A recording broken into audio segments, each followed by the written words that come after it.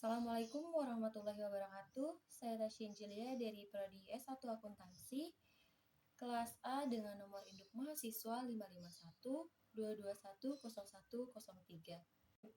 Kali ini saya ingin berbagi kepada teman-teman semua mengenai isu-isu yang sedang marak terjadi terkait pelanggaran terhadap nilai-nilai Pancasila sebagai sistem etika.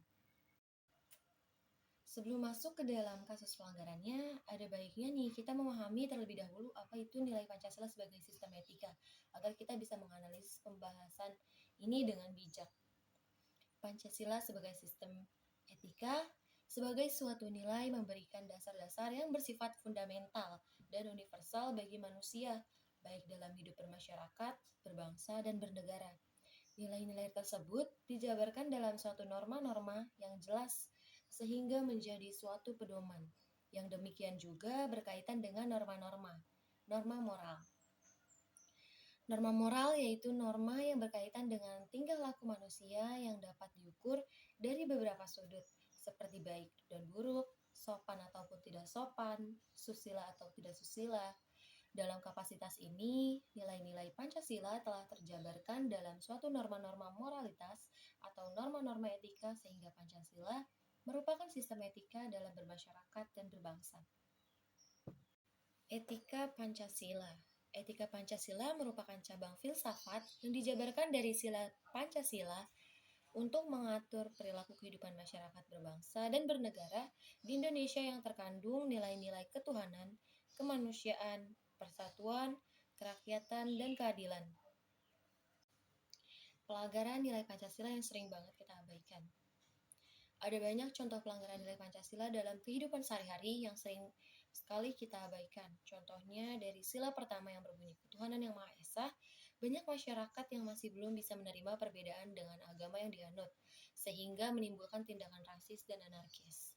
Bukti besar dari pelanggaran sila pertama juga ada konflik Poso, di mana kerusuhan yang terjadi di Poso, Sulawesi Tengah melibatkan kelompok Muslim dan Kristen pada tahun 1998 sampai Juni 2000.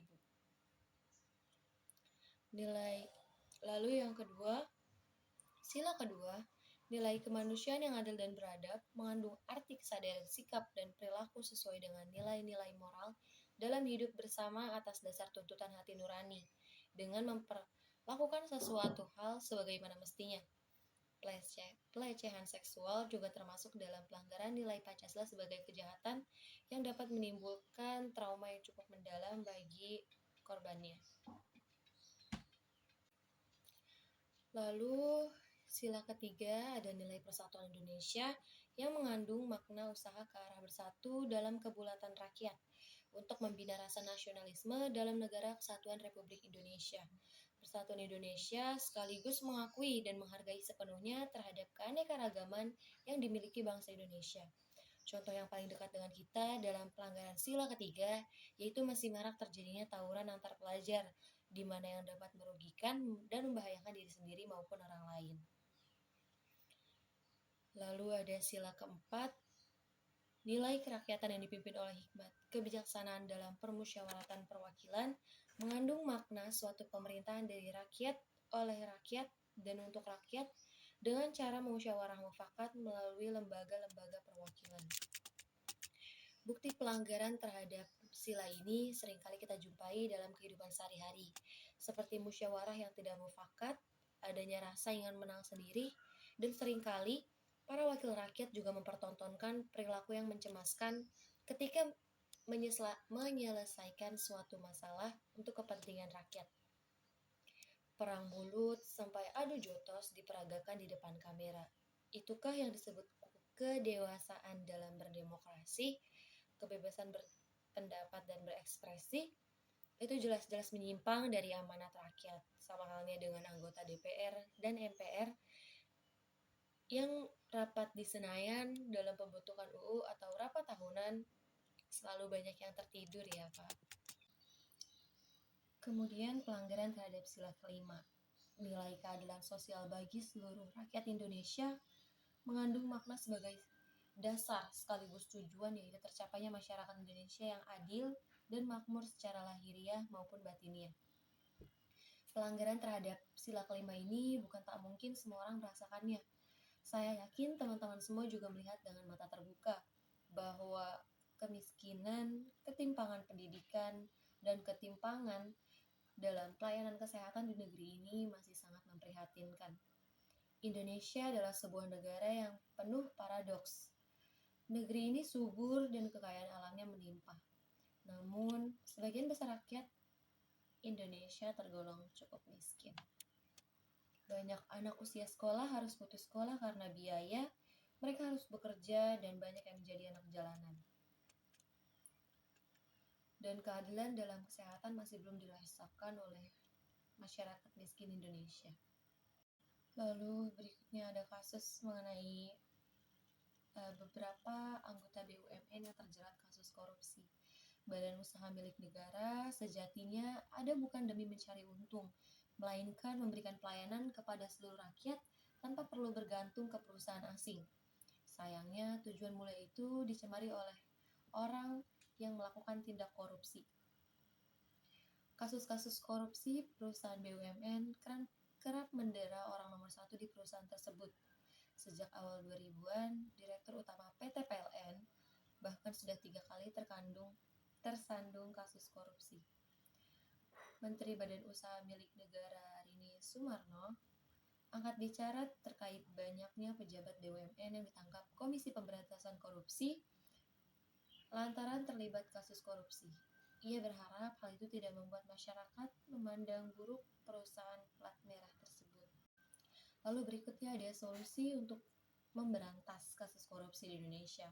Ada beberapa upaya yang harus kita lakukan nih dalam memberantas korupsi di Indonesia, yaitu menegakkan hukum secara adil dan konsisten sesuai dengan peraturan perundang-undangan dan norma-norma lainnya yang berlaku. Lalu penambahan atau rekrutmen pegawai sesuai dengan kualifikasi tingkat kebutuhan, baik dari segi kuantitas maupun kualitas. Lalu yang ketiga, ada optimalisasi fungsi pengawasan dan atau kontrol, sehingga komponen-komponen tersebut betul-betul melaksanakan pengawasan secara baik. Lalu berikutnya adanya penjabaran rumusan perundang-undangan yang jelas, sehingga tidak menyebabkan kekaburan atau perbedaan persepsi antara para penegak hukum dalam menangani kasus korupsi. Saya ingin menambahkan juga untuk supaya kita memberantas kasus korupsi di Indonesia, kita juga harus menerapkan hukuman yang setimpal, hukuman yang memang membuat para koruptor itu jera. Lalu berikutnya ada kasus mengenai beberapa anggota BUMN yang terjerat kasus korupsi. Badan usaha milik negara sejatinya ada bukan demi mencari untung, melainkan memberikan pelayanan kepada seluruh rakyat tanpa perlu bergantung ke perusahaan asing. Sayangnya, tujuan mulia itu dicemari oleh orang yang melakukan tindak korupsi. Kasus-kasus korupsi perusahaan BUMN kerap mendera orang nomor satu di perusahaan tersebut. Sejak awal 2000-an, Direktur Utama PT PLN bahkan sudah 3 kali tersandung kasus korupsi. Menteri Badan Usaha milik negara Rini Sumarno angkat bicara terkait banyaknya pejabat BUMN yang ditangkap Komisi Pemberantasan Korupsi lantaran terlibat kasus korupsi. Ia berharap hal itu tidak membuat masyarakat memandang buruk perusahaan plat merah tersebut. Lalu berikutnya, untuk memberantas kasus korupsi, saya pikir kita perlu untuk memberikan achievement atau imbalan kepada mereka yang sudah berani untuk mengungkap kasus-kasus korupsi yang terjadi.